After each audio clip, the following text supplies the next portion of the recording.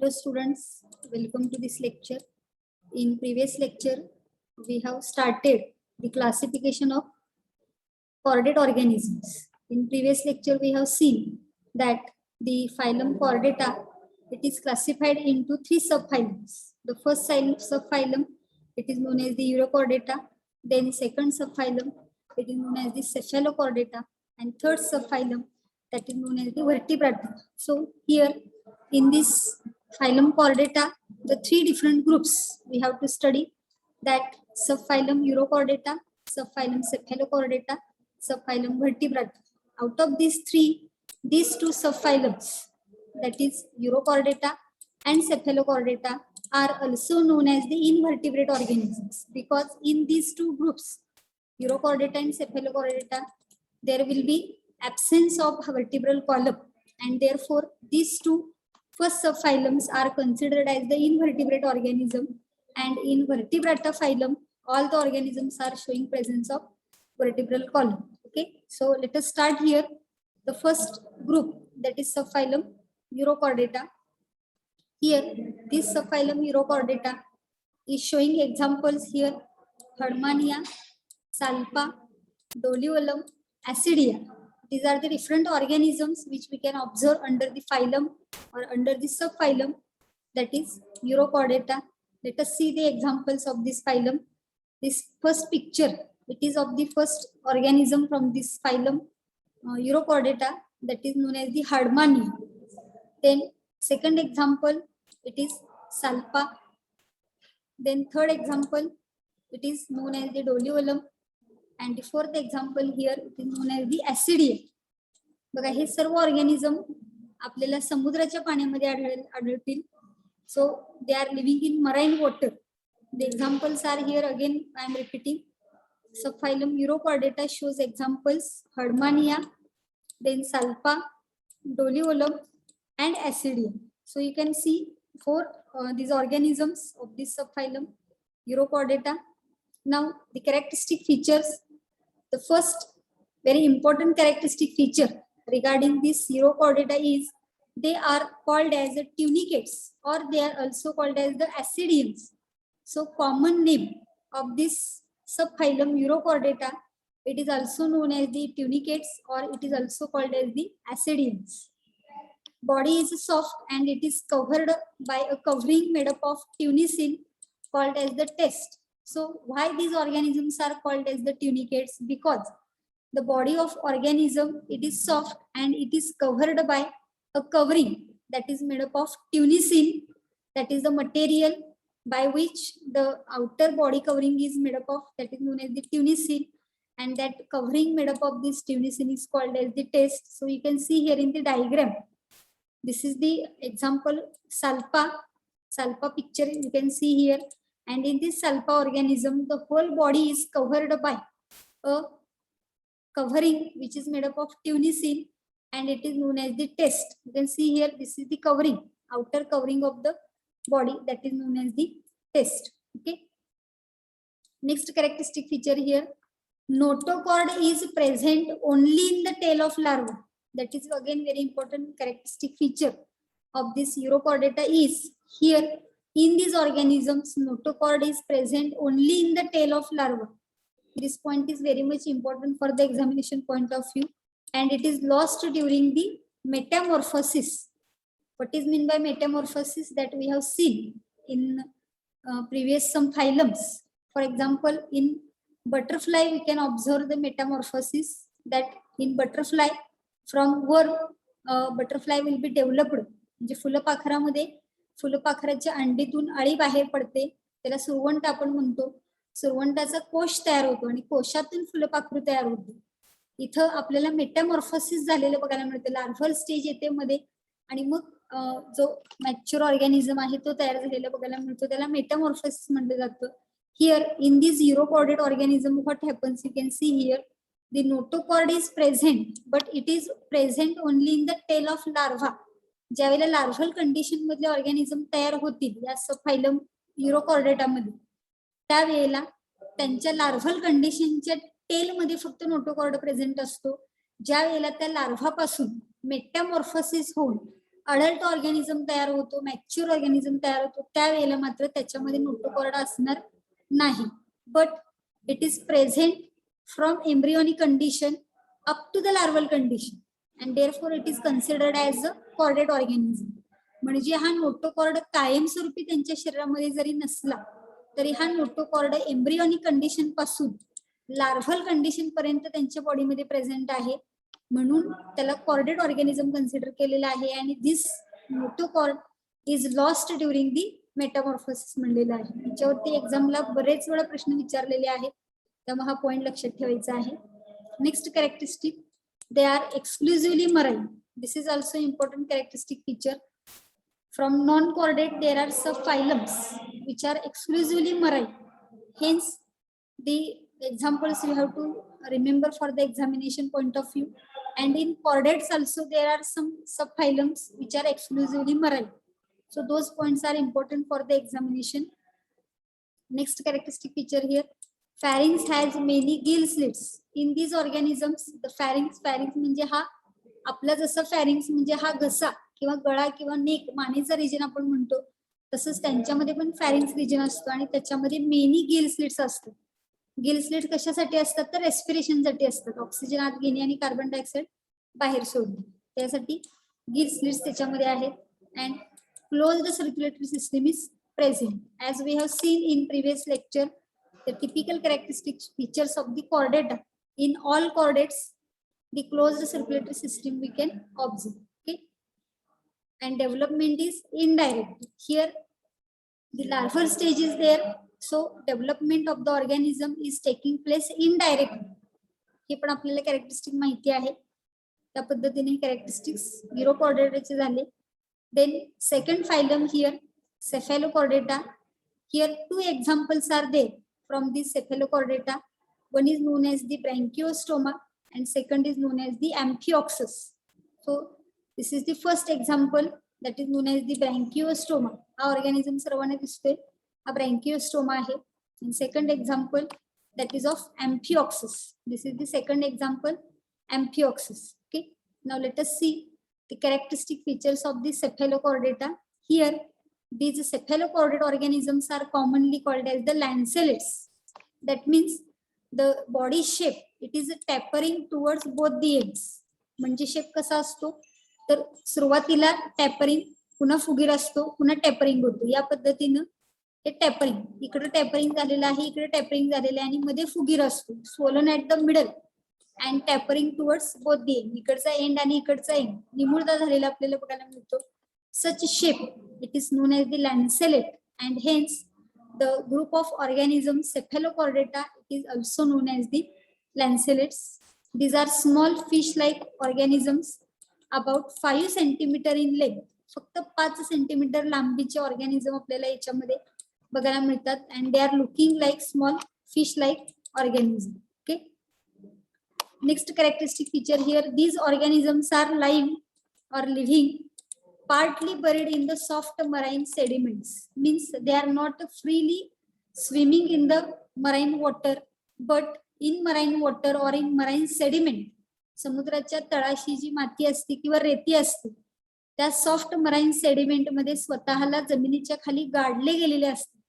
अशा पद्धतीने हे ऑर्गॅनिझम तिथं लाईव्ह करत असतात, म्हणजे राहत असतात. Next characteristic feature here, notochord is present throughout the length of the body and present throughout the life. This is a very important characteristic feature regarding the Cephalochordata. You can also remember that in Urochordata, the notochord is present only in the tail of larva. It is not present throughout the length of the body. म्हणजे पूर्ण शरीराची जेवढी लांबी असेल तेवढा notochord युरोकॉर्डेटा मध्ये नव्हता. पण हा जो सेकंड सबफायलम आहे जो आपण सेफेलोकॉर्डेटा बघतो याच्यामध्ये मात्र notochord is present throughout the length of the body म्हणलेला आहे आणि it is present throughout the life. म्हणजे पूर्ण शरीराच्या लांबी एवढा नोटोकॉर्ड असतो आणि तो पूर्ण आयुष्यभर त्यांच्या बॉडीमध्ये असतो. याच्या उलट आपण जो युरोकॉर्डेटा मध्ये बघितला त्याच्यामध्ये फक्त नोटोकॉर्ड कुठं होता तर only in the tail of larva and it is present up to the larval stage. During metamorphosis the notochord will be lost. हे कॅरेक्टरिस्टिक फीचर कशाचं आहे युरोकॉर्डेटाचं आहे. पण आता आपण इथं सेफेलोकॉर्डेटामध्ये बघतो त्यावेळेला notochord is present through out the length of the body and it is present through out the life. Okay. Next here, in the body of these organisms, myotomes, that means muscle blocks are present. Okay. Then post-anal tail is present. This is also characteristic feature of the chordate organism. Closed circulatory system is present. Blood is without pigment. Blood मध्ये कोणत्याही प्रकारचं pigment असत नाही. जसं आपल्या रक्तामध्ये आपण बघितलं तर रेड कलर्ड पिगमेंट आहे हिमोग्लोबिन. तसं यांच्या बॉडीमध्ये ब्लड मध्ये पिगमेंट असत नाही. So you can see here the notochord which is present throughout the length of the body. इथं notochord नाव दिलेलं आहे. इथं एक ब्लॅक कलरची डार्क लाईन एक आहे आणि दुसरी ब्लॅक कलरची डॉटेड लाईन. ही एक डार्क लाईन आहे बघा, ब्लॅक कलरची पूर्ण डार्क दाखवलेली आहे आणि त्याच्या आतमध्ये अशा पद्धतीनं रेषा रेषा असलेली एक लाईन दिसते का बघा सगळ्यांना डायग्राम मध्ये. 2 लाईन्स दाखवलेल्या आहेत.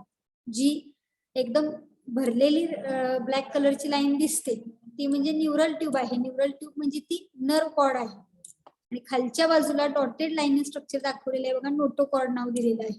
या पद्धतीने आपण डायग्राम मध्ये बघू शकतो. ओके. आणि जे मसल सेगमेंट्स म्हणलेले आहेत, मसल ब्लॉक्स किंवा त्याला मायोटोम्स म्हणलेलं आहे, ते इथं तुम्ही बघू शकताय. या पद्धतीने बॉडीमध्ये मसल ब्लॉक्स किंवा त्याला मायोटोम्स म्हणलेलं आहे. आणि हा ॲनस आहे आणि ॲनसच्या पुढे आपल्याला टेल असलेली बघायला मिळते म्हणजे शेपटी. याला म्हणलं जातं पोस्ट ॲनल टेल. इथं ॲनस आहे ज्याच्यातून अनडायजेस्टेड फूड मटेरियल शरीराच्या बाहेर टाकलं जातं आणि या ठिकाणी आपल्याला काय बघायला मिळेल, टेल, पोस्ट ॲनल टेल. त्याचबरोबर याच्यामध्ये गिल स्लिट्स पण आहेत बघ, खाचा आहेत, कल्ले म्हणतो आपण त्याला गिल स्लिटला. तर इथं फॅरेंजियल बास्केट म्हणलेलं आहे. फॅरेंज मध्ये आपल्याला हे गिल स्लिट्स असलेले बघायला मिळतात. इकडं माउथ आहे, हे माउथ तुम्हाला बघायला मिळू शकेल. या पद्धतीचं माउथ आहे आणि ही डायजेस्टिव्ह सिस्टीम म्हणजेच त्याला गट म्हणलेलं आहे.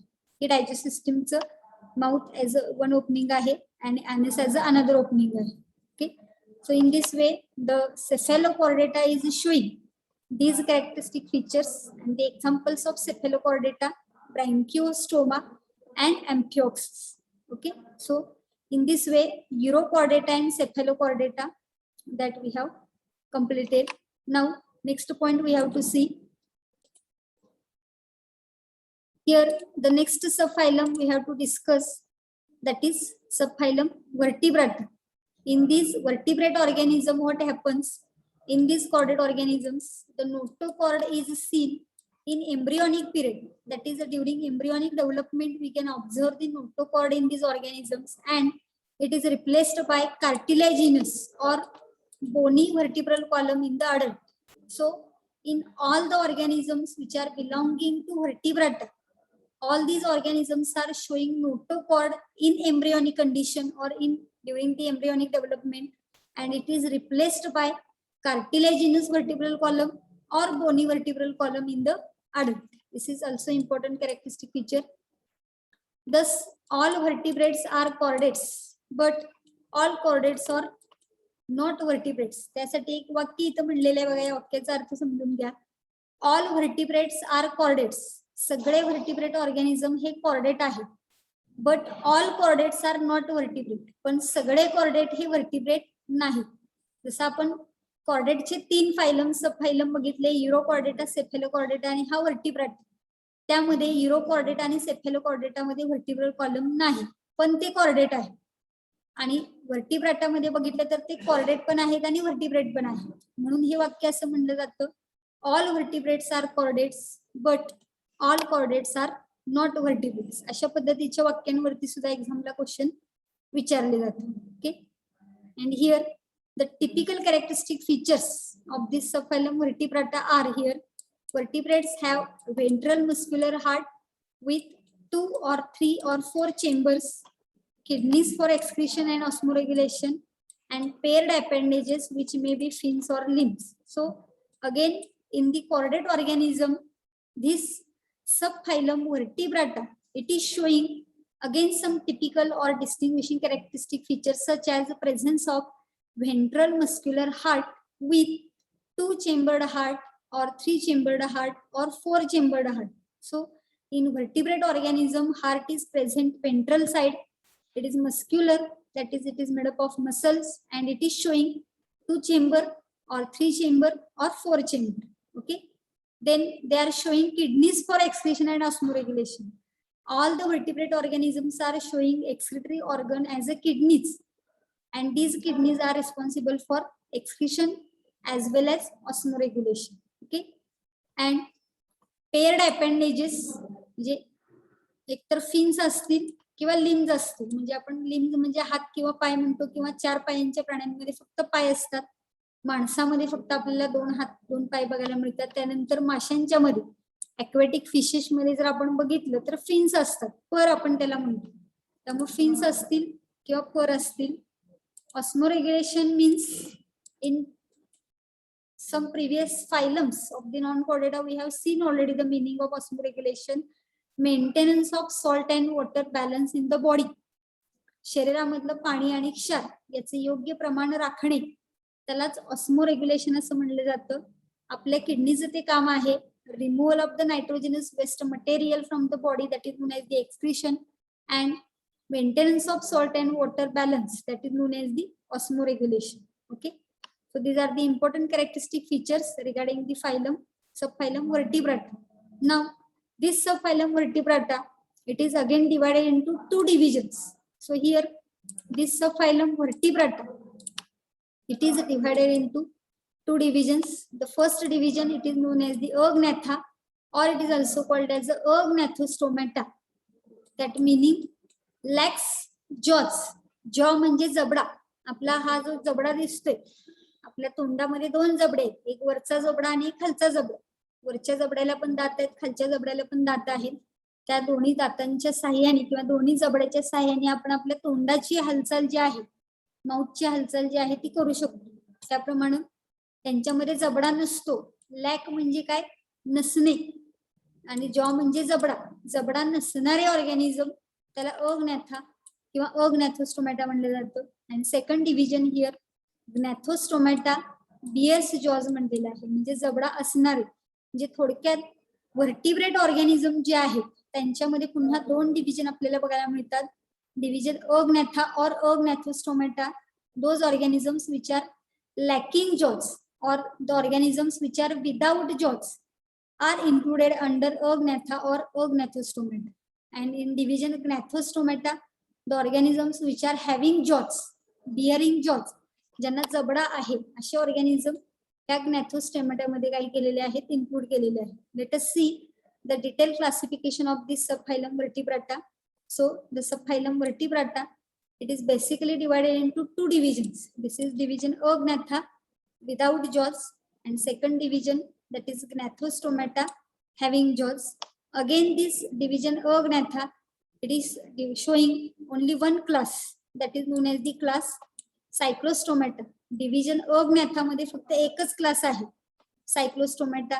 And in division Gnathostomata we can observe 2 super classes. The first super class, that is known as the super class Pisces. The second super class, that is known as the super class Tetrapoda.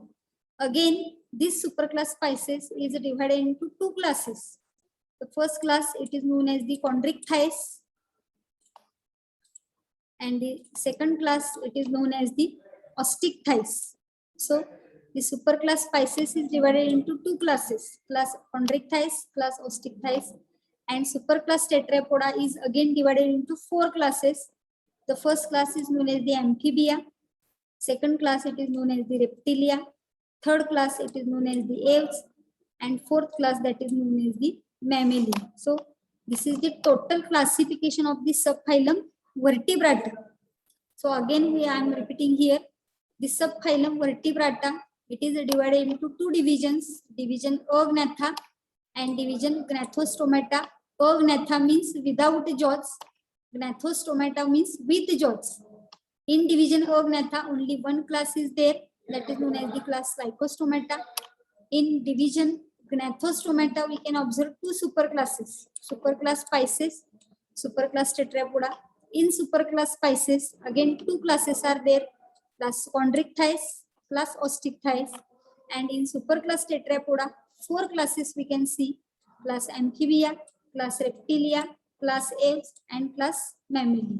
So After this point, we have to discuss the salient features of this class Cyclostomata, then superclass Pisces, then class Chondrichthyes, class Osteichthyes, and from superclass Tetrapoda, class Amphibia, Reptilia, Aves, and Mammalia.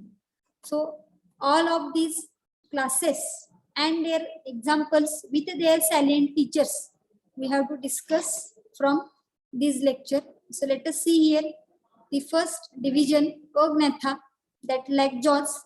Here this division includes the lowest or most primitive vertebrates which are without jaws. So here the organisms are showing presence of vertebral column, but the organisms are without jaws. म्हणजे यांच्यामध्ये vertebral column आहे, पाठीचा कणा किंवा पाठीचा मणका आहे तो आपल्याला बघायला मिळतो, परंतु त्यांच्या तोंडाच्या तिथं त्यांचं जे माउथ आहे ते विदाउट जॉज आहे, त्यांच्या माउथ मध्ये जबडा नाही, असे ऑर्गॅनिझम याच्यामध्ये आहेत. It includes only one class of living vertebrates. आता आपल्याला यातले फक्त एकच क्लास मधले ऑर्गॅनिझम लिव्हिंग बघायला मिळतात. That class is known as the cyclostomata. So let us see here the information about this class Cyclostomata. The word Cyclostomata, it is made up of two words. Cyclos, here the cyclos means circular and stoma means mouth. The mouth of this organism is a circular mouth and hence the name is known as here Cyclostomata. So first point here, these are jawless animals. जबडा नसणारे organism याच्यामध्ये आहेत. Examples here, Petromyzon, the common name is lamprey. Myxin, the common name is hagfish. दोन्हीही नावं लक्षात ठेवायची आहेत कारण कोणत्याही नावाने एक्झाम मध्ये प्रश्न विचारला जातो. पेट्रोमायझॉन त्यालाच कॉमन नेम लॅम्प्रे आहे, मिक्झिन त्यालाच कॉमन नाव हॅगफिश आहे. Let us see the examples here. This is the first example from the cyclostomata. Petromyzon, commonly known as the lamprey. This is the picture of this cyclostomata organism, Petromyzon. You can see here, this is the mouth. त्याला buckle funnel म्हणलेलं आहे बघा. Circular mouth असतो. त्यानंतर इथे डोळा दाखवलेला आहे, गिल स्लिट्स दाखवलेले आहेत. म्हणजे जे गिल स्लिट्स आहेत म्हणजे खाचा आहेत, जिथं गिल्स ओपन होणार आहेत त्या ठिकाणी असे गोल गोल खाचा मिळतात. त्यानंतर ट्रंक म्हणजे बॉडी आहे त्याची. अँटेरियर डॉर्सल फिन आहे, इथं पर आहेत बघ. हा डॉर्सल फिन अँटेरियर आहे, हा पोस्टेरियर डॉर्सल फिन आहे. त्यानंतर टेल आहे इथं आणि टेल नंतर पोस्ट अॅनल टेल, त्यालाच कॉडल फिन म्हणलं जातं इथं. आणि क्लोएकल अपर्चर म्हणजे ॲनस त्याला म्हणलं जातं, ज्याच्यातून अनडायजेस्टेड फूड मटेरियल बाहेर टाकलं जातं. Okay, second example here, that is known as the myxine. Commonly it is called as the hagfish. Here you can see this is the mouth. Mouth कसं आहे बघा, त्याचं राऊंड आहे आणि माउथलाच काय टेंटॅकल्स असलेले बघायला मिळतात. त्यानंतर म्युकस ग्लँड विथ पोर्स आहे, इथं गिल स्लिट्स आहेत बघा, फॅरेंजियल गिल स्लिट्स आपण म्हणतो. So these are the two examples. Petromyzon commonly known as the lamprey and myxine commonly known as the hagfish. Okay, now characteristic feature here we have to see. In this organism the skin is smooth, soft and it is containing unicellular mucous glands but no scales. या ऑर्गॅनिझमच्या बॉडीवरती scales असत नाही. Scales म्हणजे आपण त्याला खवले म्हणतो बघा. माशांच्या बॉडीवरती स्केल्स असतात, खवले म्हणतो आपण त्याला. तसं या ऑर्गॅनिझमच्या बॉडीवरती स्केल्स नसतात. डेव्हाइड ऑफ स्केल म्हणजे विदाउट स्केल्स. त्यामुळे स्किन सॉफ्ट आहे, स्मूथ आहे आणि त्यांच्यावरती युनिसेल्युलर म्युकस ग्लँड्स आहेत, म्युकस सिक्रेट करणाऱ्या ग्लँड्स आहेत. जसं आपल्या तोंडामध्ये सलायव्हरी ग्लँड्स असतात, त्याच्यामध्ये सलायवा सिक्रेट केला जातो, तसं यांच्या बॉडीवरती युनिसेल्युलर म्हणजे एका पेशीपासून बनलेल्या म्युकस सिक्रेट करणाऱ्या ग्लँड आहेत, त्याला म्युकस ग्लँड म्हणले जाते. Okay, median fins are present but paired fins are absent. त्यांच्या बॉडीवरती मेडियन फिन्स म्हणजे शरीराच्या मध्यभागी फिन्स असतात, पण पेअर्ड फिन असत नाही. लॅटरल बाजूला फिन्स असत नाही, त्यामुळे पेअर्ड फिन्स ऍब्सेंट आहेत. They all are ectoparasites on some fishes. यातले मॅक्झिमम ऑर्गॅनिझम हे एक्टोपॅरासाइट आहेत, म्हणजे दुसऱ्या माशांच्या बॉडीवरती राहणारे आहेत. And they have sucking and circular mouth without jaws. Diagram मध्ये बघू शकताय तुम्ही, हे माउथ दाखवलेलं आहे बघा, सर्क्युलर माउथ आहे विदाउट जॉज आणि सकिंग टाईप आहे. कारण मोस्ट ऑफ द ऑर्गॅनिझम कसे आहेत, हे दुसऱ्या ऑर्गॅनिझम वरती पॅरासाइट म्हणून राहणारे आहेत, एक्टोपॅरासाइट म्हणून राहणारे आहेत. त्यामुळे ज्या फिश वरती ते राहणार आहेत त्या फिशच्या बॉडी मधलं ब्लड सक करायचं असेल किंवा फूड मटेरियल सक करायचं असेल तर त्यासाठी त्यांचं माउथ कसं आहे, sucking type circular mouth without jaws. And you can see here in the diagram this is the large circular sucking type of mouth. Endoskeleton is fibrous and cartilaginous. तर यांच्या शरीरामधलं जे एंडोस्केलेटन आहे ते फायब्रस म्हणजे fibres पासून बनलेलं असतं आणि कार्टिलेज बोन कसं आहे, हाड कसं आहे आपल्या शरीरामध्ये, तसंच कार्टिलेज नावाचा एक टिश्यू आहे त्याच्यापासून याचं एंडोस्केलेटन बनलेलं असतं. Okay. Next characteristic feature here, digestive system lacks stomach. That means in digestive system the stomach is absent and the intestine of this organism showing a fold. That fold is called as the typhlosole. What is meaning of typhlosole here? A typhlosole is an internal fold of intestine or intestine inner wall. जे यांच्या शरीरामध्ये जे इंटेस्टाइनचा region आहे, आतड्याचा जो भाग आहे, त्या आतड्याला काय झालेलं असतं, फोल्ड, घड्या पडल्यासारखं स्ट्रक्चर तयार झालेलं असतं, किंवा इंटेस्टाइनची इनर वॉल आहे त्याला घड्या पडल्यासारखं स्ट्रक्चर असतं. And that fold structure it is known as the typhlosole. हे intestine typical feature आहे. Then respiration occurs by 5 to 16 or 6 to 15 pairs of gill slits, and gill slits are without operculum. जे gill slits हे ओपनच असतात, त्याच्यावरती कोणतंही covering असत नाही. Gill स्लिटच्या वरचं जे कव्हरिंग असतं त्याला ऑपरक्युलम म्हणलं जातं. त्यामुळे जर कव्हरिंग असेल तर गिल स्लिट्स विथ ऑपरक्युलम म्हणलं जातं, आणि जर कव्हरिंग नसेल तर गिल स्लिट्स विदाउट ऑपरक्युलम म्हणलं जातं. हे दोन्ही टर्म लक्षात ठेवायचे आहेत. इथं मात्र गिल स्लिट्स कशा आहेत, ओपनच असतात विदाउट ऑपरक्युलम, आणि त्यांच्या पेअरची संख्या 5 to 6 or 6 to 15 आहे. एक स्टेट बोर्ड मधला आकडा आहे, आकडा दिलेला आहे इथं 5 ते 16, आणि एनसीआरटी मध्ये आकडा दिलेला आहे 6 ते 15. त्यामुळे दोन्ही लक्षात ठेवायचे, इथं 5 ते 16 किंवा 6 ते 15. Okay. So you can see here these are the gill slits which are open. हे गिल स्लिट्स आहेत बघा, त्याच्यावरती कुठलं कव्हरिंग आहे का, झाकलेले आहेत का ते गिल स्लिट्स, नाही. म्हणून ह्याला काय म्हणलं जातं, गिल स्लिट्स विदाउट ऑपरक्युलम म्हणलं जातं. हे जर असे कव्हरिंग झाकले असते तर गिल स्लिट्स विथ ऑपरक्युलम असा शब्द आपण वापरला असतो. Okay. Next here, heart is 2 chambered, 1 auricle and 1 ventricle. 2 कप्पी हृदय आहे.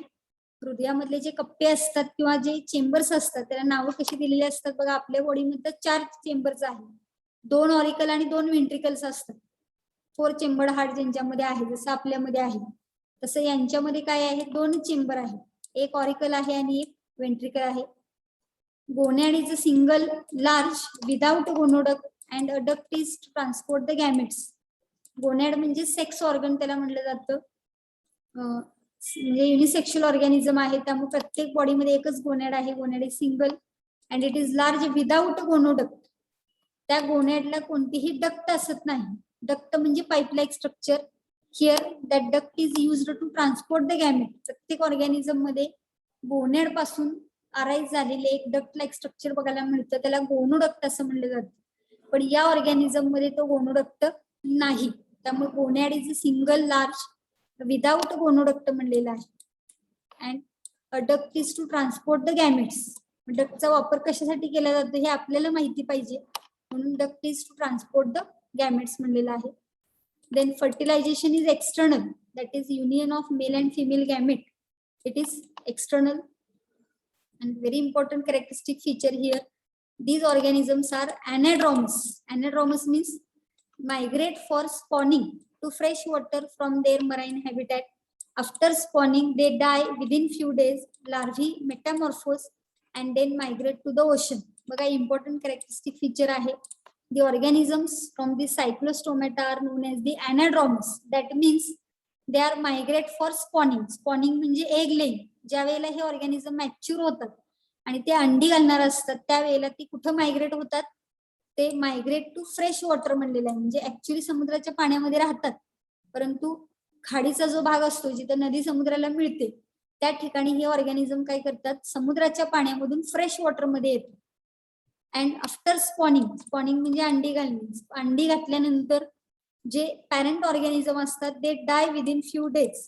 जे पॅरेंट ऑर्गॅनिझम असतात ते काही दिवसानंतर त्यांची डेथ होते आणि त्या अंड्यातून जी त्यांची पिलं बाहेर पडतात, ऑफस्प्रिंग किंवा यंगवन्स आपण त्याला म्हणूया, ते लार्व्ही तयार होतात. The larvae are metamorphosed. ही लार्व्हल कंडिशन आहे, त्या लार्व्हल कंडिशन पासून अडल्ट ऑर्गॅनिझम मध्ये त्याचं मेटामॉर्फोसिस होतं. And after formation of the adult organism they again migrate to the ocean. म्हणजे पुन्हा ते काय केले जातात, लार्व्ही पासून ज्या वेळेला अडल्ट ऑर्गॅनिझम तयार होईल त्यावेळेला ते मायग्रेट टू द ओशन म्हणलेलं आहे. पुन्हा ते समुद्राच्या पाण्यामध्ये जातात. म्हणजे अंडी घालण्यापासून ते अडल्ट तयार होईपर्यंतचे जे कंडिशन्स आहेत त्या फ्रेश वॉटर मध्ये कॅरी आउट केल्या जातात. आणि एकदा का ते अडल्ट कन्वर्ट झाले की अडल्ट पासून पुढची लाईफ सायकल त्यांची जी आहे ती समुद्राच्या पाण्यामध्ये आपल्याला कम्प्लीट झालेली बघायला मिळते. Okay, so these are the different characteristic features of the class Cyclostomata. So only 2.5 minutes is there, so we will stop here. Next point we have to see in the next